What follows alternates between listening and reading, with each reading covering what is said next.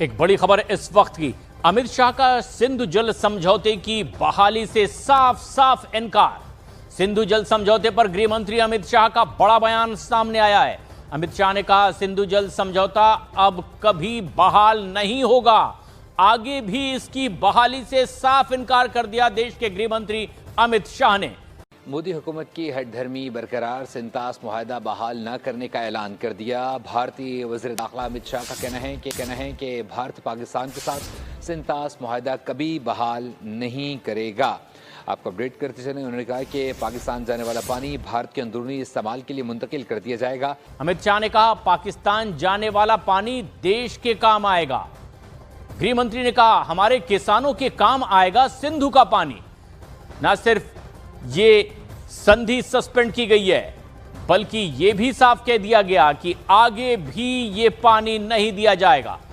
हम अगर ये पानी का क्राइसिस नहीं अभी सॉल्व करेंगे तो हम भूखे मर सकते हैं। उसकी वजह यह है कि इंडस बेसिन जो है वो ही हमारा लाइफलाइन है। जो प्रिंसिपल्स होते हैं, मैं बड़ी बात वाजे कर चुकी हूं कि हम क्यों एक्सपेक्ट करते हैं कि एक इंसान जो कि बेजमीर है, जो कि घटिया है, जो कि फिरौन फितरत है, जो कि इंतहाई नफ्सियाती है, बकायदा एक साइकोपाथ है, ये जंगलों में निकल गया था कुछ अरसा पहले। ये जरा आप गूगल करें, तमाम चीजें आपको नजर आएंगी। ये शख्स ज़हनी तौर पर तवाज़ुन अपना खो बैठा है, ये मेंटली स्टेबल नहीं है। He needs a psychiatrist. हमारी किस्मत खराब है कि भाई हमारे साथ पड़ोसी है, तो हम क्या करें? हम अपने पड़ोसी की तब्दील नहीं कर सकते, लेकिन हाँ, हम अपनी स्मार्टनेस के साथ अपनी स्ट्रैटेजी बना सकते हैं कि हमने इस तरह के पागल, नफ्सियाती, जुनूनी किस्म के पड़ोसी को, जो कि हमारे पड़ोस मुल्क का प्रधानमंत्री बन चुका है, जिसके सीवी में क्या लिखा हुआ है कि मुसलमानों के खून से इसके हाथ रंगे हुए हैं।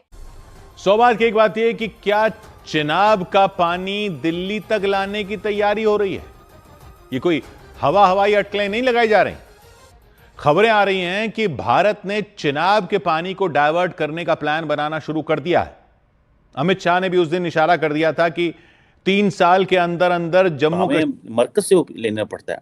इंडिया के अंदर जो सूबे हैं या स्टेट्स जो हैं वो अपने आप को इस तरह मार्केट करती हैं। 240 मिलियन पाकिस्तान की इक्वल पॉपुलेशन है यूपी की, ठीक है जी। और बहुत सारी फॉरेन कंपनीज हैं, जापानीज हैं, साउथ कोरियन हैं, अमेरिकन सॉफ्टवेयर कंपनीज हैं, एडोब वहाँ पे मौजूद है। और क्योंकि ये एडजेसेंट है दिल्ली के साथ, हरियाणा के साथ, तो जितनी भी फॉरेन वो कंपनीज हैं उनको जाना वहाँ पे बड़ा आसान लगता है।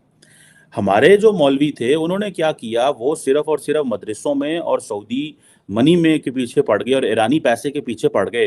एंड वी फॉरगॉट के हमें इंडस्ट्री, इकोनॉमी, उन चीज़ों पे देखना है।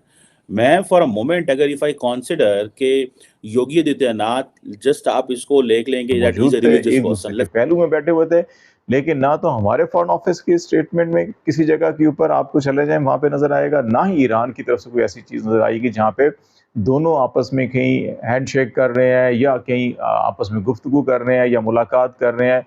ईरान के साथ हमारा कोई इंटरेक्शन ना तो कॉन्फ्रेंस हॉल के अंदर हुआ ना इधर हुआ, और जो तस्वीर सामने आई हैं उनमें भी कोई ज़्यादा पुरजोश नहीं दिखाई देते, आपस में इनका कोई आई कांटेक्ट वो भी नहीं है। तो इस सारी सूरत हाल के अंदर ये एक डिप्लोमेटिक लेवल के ऊपर भी और एक आम आदमी की नज़र से भी और एक शहरियों की हैसियत से भी इस चीज़ को ऑब्जर्व किया गया। बहुत से लोगों ने इसके ऊपर कमेंट्स भी किए हैं, तो ये चीज़ एक देखने में आई है।